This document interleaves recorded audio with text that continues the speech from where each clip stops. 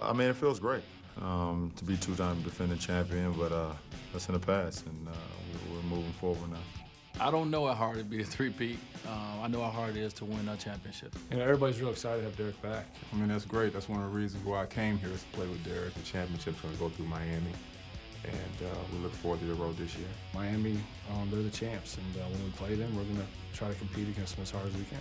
As a matter of fact, yes, I do. I hate them. I hate the Heat. I hate Indiana. I hate the Knicks. I hate everybody who wants to win a championship because I want to win a championship. Our team wants to win a championship. So everybody who's in our way, I hate you.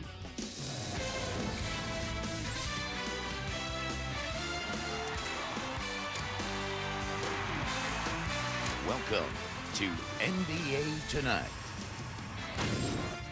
The wait is over. The NBA is back, and welcome into NBA Tonight. I'm Cassidy Hubbarth alongside the one and only Tim Legler, who is now in his 13th season covering the NBA here at ESPN. Time flies when you're having fun. And the season couldn't get here fast enough for Chicago Bulls fans, as they now have their man back in Derrick Rose. And even the most famous Bulls fan excited to see Derrick Rose back. The president tweeting, "Welcome back, D. Rose, #BullsNation." It's been 18 months and 1 day since D. Rose last played in a regular season game. And back then, LeBron was still looking for his first title. Tonight, the King was celebrating his second straight title.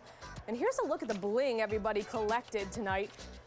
242 round-cut diamonds, 1.5 carats of custom baguette cut diamonds, and 3 black onyx stones. I don't really know what all that means, but it means 10.3 carats and pretty big and beautiful. The size of a small suitcase. Yes. My goodness. D-Wade saying that they keep getting better looking every year. Heat looking to get another one this year, opening up their campaign for a three-peat against the Bulls. Part of the pregame celebrations, the Heat raising the championship banner, Big Three kissing their rings. The Bulls did not watch the ceremony. They were in the locker room. Rose saying he was too jealous to want to watch it, and Rose returning from an ACL surgery on the first possession. Look at this. Mario Chalmers steals it from behind, and Udonis Haslem throws it down. But a few possessions later, Rose splits the defenders, and that's the Rose we're used to seeing. Yeah, and he's at his best when he's in attack mode and he's trying to get to the rim. And very few players in the league can break down a defense the way Derrick Rose can because of his acceleration. Yeah, Rose aggressive early, but he struggled from the field.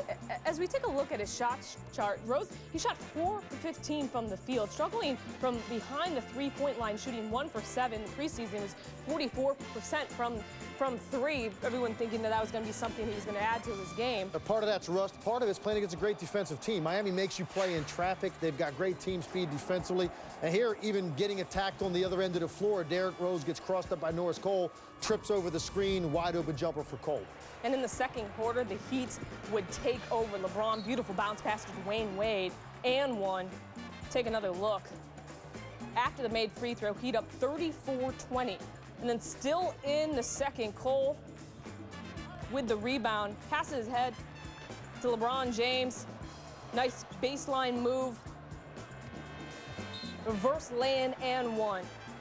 So much more confident when he plays with his back to the basket, so much more patient down there, always seems to get the shot that he wants, and we know this is LeBron James at his best in the open floor, just using his size and strength to get to the rim. And this was part of a 17-0 run in the second quarter as the Heat take a 41-20 lead. And after the break, Heat up 18, LeBron to Birdman, who, unlike last season, starting off with the Heat, he should be big for the Heat to be there all season. No doubt. Gets a whole training camp under his belt, gets more continuity with this team, and he'll have a greater impact. LeBron James, 17 points, 8 assists, 6 rebounds as the Heat go on to win this one, 107-95. The Bulls, they didn't let up. They made it close towards the end, but it just was all Heat in this one. The Bulls trailed by 21 points at the half, and they fall to 0-9 with Derrick Rose when trailing by at least 20 points at the half. The Heat, they've won 3 straight season openers. Let's hear from the King after the game. Once the banner went up and, we left the floor, we left last year, when we left the floor, and we started our journey towards the season. There's great balance. It means that no one is holding the ball, no one cares about an individual. self. It's a team game, and that's what this team is put together for. Everyone feels important on the floor, and everyone can make a play. We preached and practice, not letting the ball stick and being unselfish. And tonight was a prime example of that. Obviously it won't be like that all year, but it will be games like this where we will be, other guys would be, similar as everyone else when it comes to statistics. Good test for the first game. And it's going to be an even bigger test now, turning around with a back-to-back in Philadelphia. But, at the end of the day, we did what we wanted to do. We wanted to come in, establish ourselves on the defensive end, and come out with a win.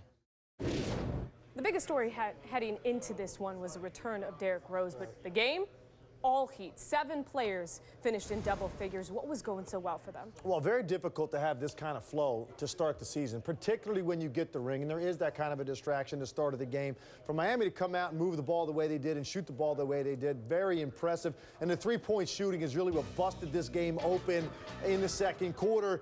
And I just love the fact that Miami is so unselfish. Eric Spoelstra's never been given enough credit for making this team play together the way that they do. Everybody can attack off the dribble. Once they get into the lane, eyes are up. They're going to move the basketball, make the extra pass. Here, Ray Allen easily could have shot a runner right there and forced it. Instead, his head is up. He knows help came out of the corner. Somebody's got to be open over there. It's Shane Battier. Steps in and knocks down a 3. Here again, Ray Allen passes up that one, passes up that shot, hits Chris Bosh with the trail 3 because he knows Joakim Noah is back in the lane protecting the rim. Bosh gets a wide open 3. 8 for 13 in three-point shooting off the bench. 11 threes overall in the game, plus 50% from that distance. That, to me, was the biggest difference between the two teams. The Heat assisted on 70% of their field goals. Move the basketball, get open threes, and they knocked them down. Chicago couldn't recover. The Bulls were the only team this preseason who went undefeated, but they opened the regular season with a loss. Derrick Rose understandably upset after the game.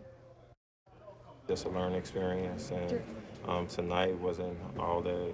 We didn't show all we were capable of. I think when Lou and Jimmy went out, I see if one guy was in foul trouble, but we had both of them guys in foul trouble, and that's something that you can't think of or even think about when you go into the game. And we didn't adjust right. And the only thing, like I said, we could do from this is learn from it. And I think this is just going to help us as a team. Even with the performance I had, it's no pressure because I know I'm going to have a breakthrough game. So my job is to continue to work hard, and I know it's going to come to me. All right, we heard all the talk heading into this game, that he's gotten better. He added 5 inches to his vertical. He feels more explosive. He has a higher basketball IQ. But in this game, what did you see out of Rose? Well, first, his comments there, that's a great outlook. He's right. It's going to come to him. He is going to have a breakout game. It wasn't game 1 in terms of offensive efficiency and production, but I saw basically what I expected to see. First of all, physically, how did he look? And I saw the burst and the acceleration and the change of gears. This is what makes Derrick Rose who he is, the ability to split double teams 30 feet from the basket and finish at the rim in one dribble before the weak side defense can get there. I saw the acceleration in the open floor, and this was impressive because he jumped off of his right leg where that reconstruction took place and finished with contact. Here again, that's a finish off of his right knee with his left hand with contact coming to get the block shot.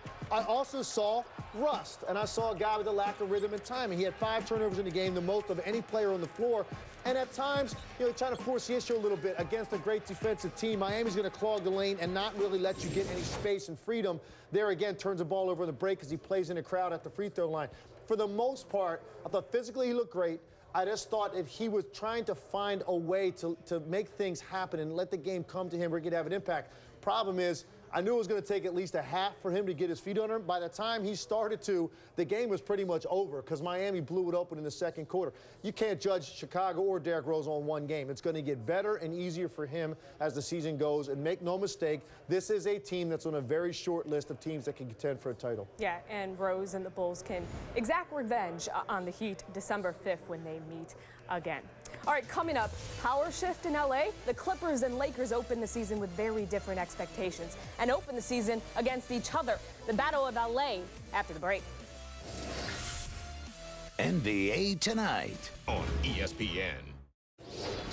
For the break, we covered 2 teams who are expected to contend in the East. Another team, the Pacers, taking on the Magic, and they started off hot, opening the game on a 12-0 run, and Roy Hibbert dominated the boards in the first quarter.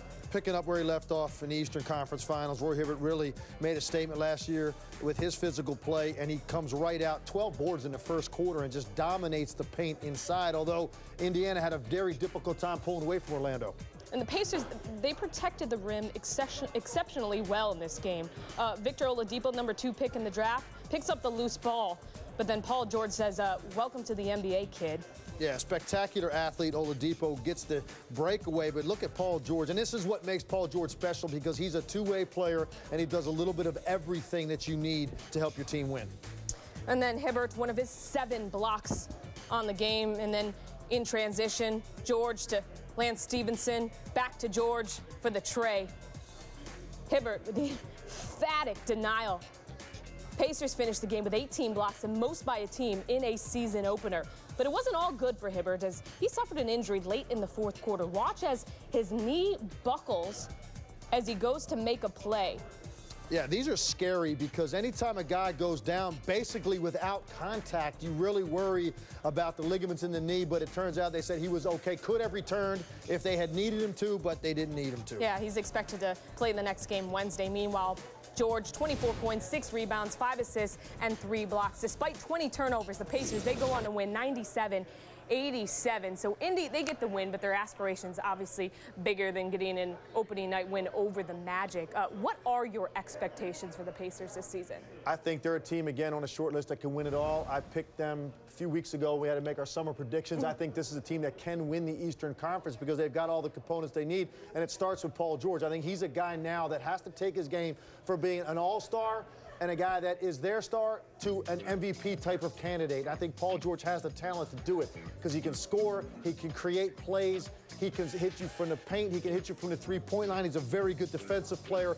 He disappeared at stretches in the Miami series a year ago in the Eastern Conference Finals. He has to now erase that from his memory and be a guy that they can count on. I also love the additions of some of the new pieces, and they didn't have a great contribution in Game 1, but Luis Scola is a guy that's going to really help them, and C.J. Watson's going to give them a nice spark, a nice burst off the bench. Scola is one of the more cerebral front court players in this league. He's an irritant. He's a guy that's a great positional defensive player, and he's going to give them added depth up front. And another guy we didn't see in this tape is Danny Granger. Now, he's going to miss the first few weeks of this season. I know that's an alarming sign if you're a Pacers fan, because he missed all last year. But if he can come back at some point, we hope to see him later this month in November, and give them an additional scoring punch and play alongside Paul George, what does this team really lack? They've got everything they need. Physical, they defend, and they've got enough scoring if they can get a guy like Granger to come in and contribute. So I think the Pacers are a team you have to watch all year. So you have the Pacers coming out of the East, day one.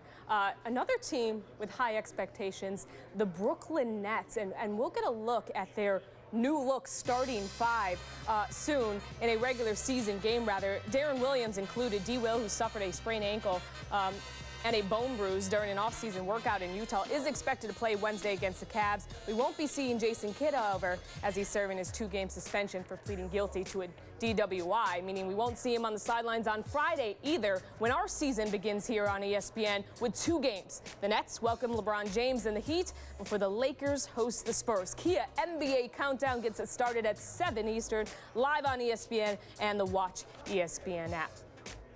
Coming up, we'll get you updated on the Lakers and Clippers as they open the season with very different expectations. A battle of LA after the break. But first, here's a little trivia for you to ponder during commercials. Who holds the record for most points scored in a team season opening game? Let that marinate and stick with NBA Tonight for the answer.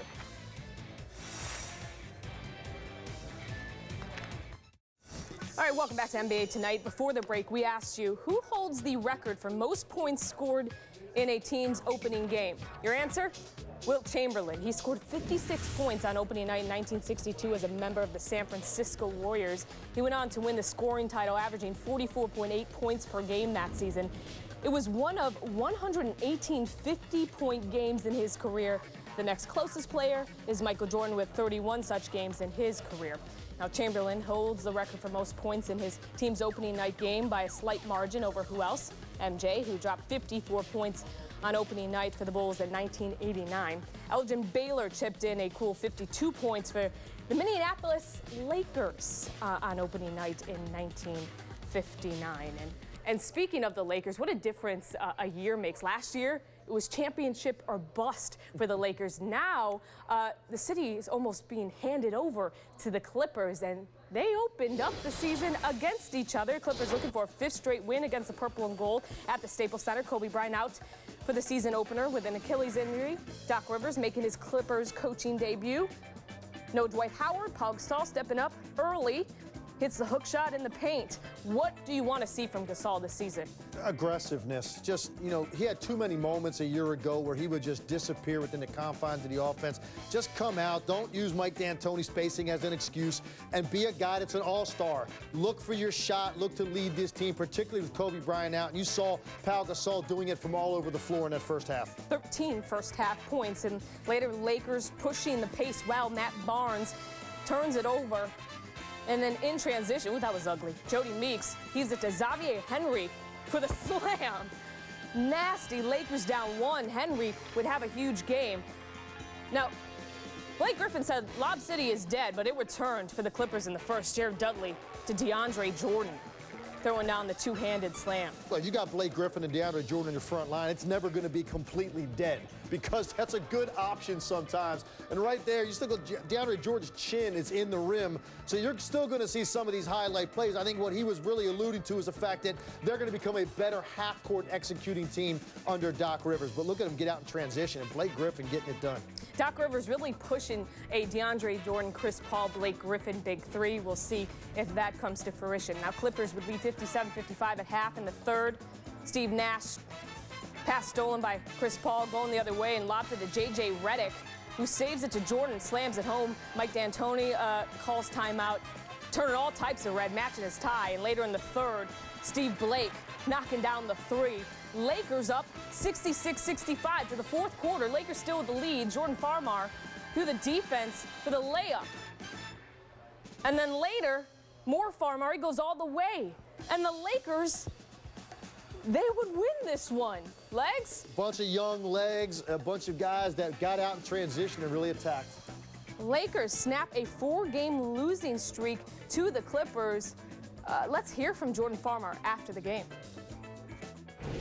I think you look pretty comfortable back in your Lakers jersey. What's the difference between the Jordan Farmar of today and the one that won a couple of titles a few years ago? Was able to grow up and mature a little bit. You know, went away, went abroad, and grew as a man and a basketball player. The second unit played the entire fourth quarter. When Coach gives you that type of trust and confidence, what does it mean to you? Mike D'Antoni's been great. He gives everybody the utmost confidence, the freedom to do what you feel you can do. We have a lot of trust in each other. We play together, and it's a lot of fun. Xavier Henry, one of those that came in with double figures as well. What do you see out of his game? He's really aggressive. He's going to help us a lot. You know, we need him to make plays for himself and the rest of the team, and he's done a great job thus far. Big expectations for the Clippers heading into this season. So much talk with Doc Rivers wanting to cover up the banners in the Staples Center. Your impressions of this opening night loss? Very disappointing loss for the Clippers because of the statement that you were trying to make. And Doc Rivers has been very vocal about that. Like, we're not the JV team to the Lakers. We're going to come in and we want this building to be our own. Now, obviously, you're playing there against them on the same night. It's not going to be that kind of atmosphere. But for them to come out and give up that many easy baskets, 76 points off the bench. No Lakers starter played more than 24 minutes, and yet the Lakers were able to come out and get 76 points out of their basic role players and guys that are going to have contributions this year. But Doc Rivers is not coaching the same Boston mentality that he had back east and a team that won a championship. And he's going to be in that film room tomorrow and make these guys aware that it's going to take a lot better effort than what they showed tonight if they want to be a true title contender. Very quickly, one game, Lakers a playoff team? No, I don't think the Lakers are going to make the playoffs. I give them a lot of credit for coming out and battling the way they did tonight and not just laying down for a team that's expected to potentially contend in the Western Conference. All right, coming up, you'll notice something new on NBA Tonight this year, and it's going to mean you'll have some homework, but it's good kind of homework, I promise. Details are ahead. I'll explain.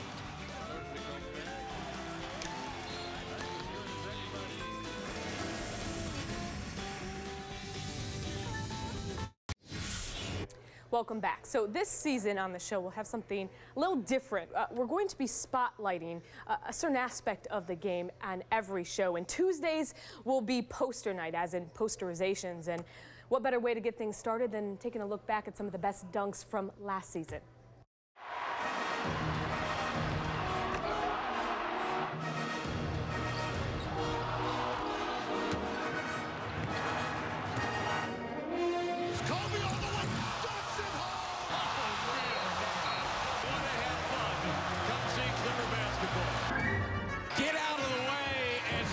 To the speakers, sounds of the game. Oh my goodness, what a play by Barnes. Comes George, got the step and stuffs. What a move, and counts on the foul.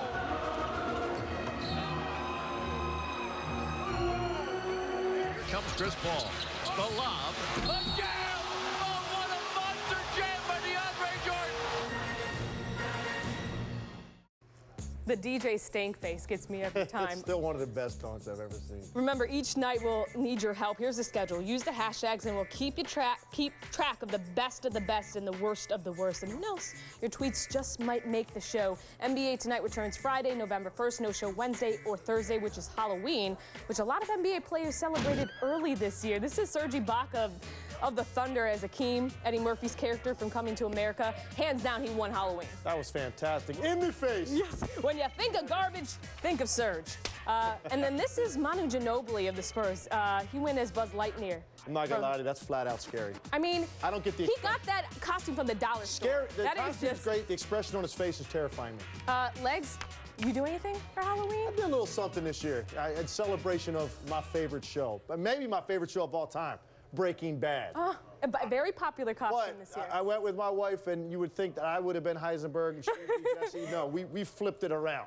That's my beautiful wife, Christina, not looking so beautiful there as Heisenberg. You guys look scary. I went as Jesse, pulled it off. That's good stuff. We had a good time. I do not have a costume this year, but you took care of that. Come on. That's going to do it for us. Legler will be on NBA Coast to Coast Wednesday at 8 Eastern on ESPN. Stay tuned to NBA Tonight nightly. Thank you.